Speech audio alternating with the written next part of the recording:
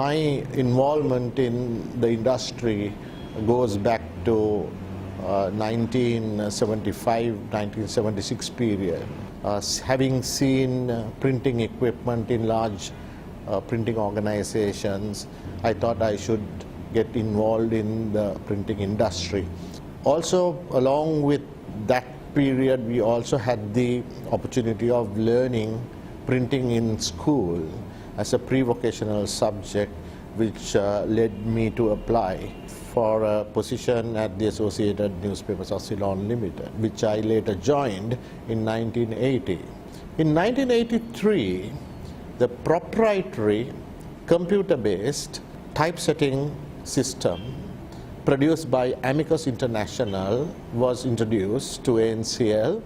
Around the same time, the government press also went into computerized typesetting. So Sinhala actually was introduced in latter part of 1983. Now, second innovation that came through the Amicus system was the introduction of the first ever classified advertising system.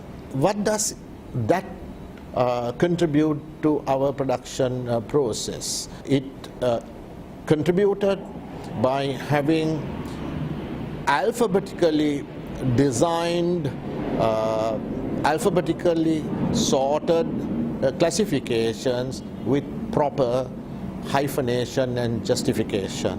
Now, that was the very first time a Sri Lankan newspaper introduced a classified advertising system using Amicus software and hardware to introduce a classified advertising system. 1995 was actually a year of breakthrough. It was a year that revolutionized the IT structure at Lake House, purely because a proposal made by Lanka Internet Services to then chairman Mr. Lakshman Jayawardena to introduce internet editions of Daily News and Sunday Observer actually took place in 1995. After deliberations, of course, the internet publishing was a very strange thing to most of us, but we successfully created the infrastructure and got the contents online, and the first ever South Asian internet edition was published on the 4th of September 1995. Having done that for English newspapers, the next move was to have the Sinhala content on land that really caters to the editorial workflow. To set it up, we had to have two things addressed. One was basically to standardize the Sinhala keyboard, which was there to based on our proprietary Amicus systems, but we had to move away from Amicus to an open system. That's where we had to seek assistance from ICTA.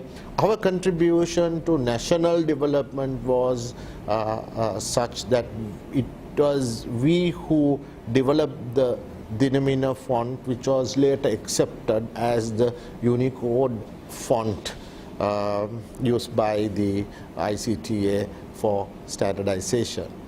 Also at that time, Mr. E.D. Premasiri, then Harsha and Shan of Microimage, also Mr. Pushpananda Ekanayaka of Font Masters, they all helped in designing the fonts and also laying the keyboard.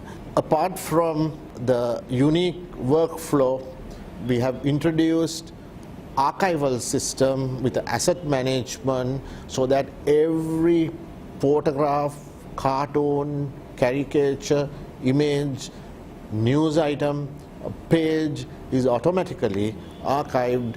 In future, if we know or if we want to retrieve, it's a matter of a search. By giving a search, you should be able to take it onto the terminal of editorial personnel. This was happening in the production flow for now almost 15 years. But in advertising and accounting, a separate ERP was also being set it up. So now we are in the process of reconnecting the advertising, financial, circulation ERPs along with the editorial workflow systems, so that within next 6 months both systems would be interlinked and dashboards would give the management the information required for control and review.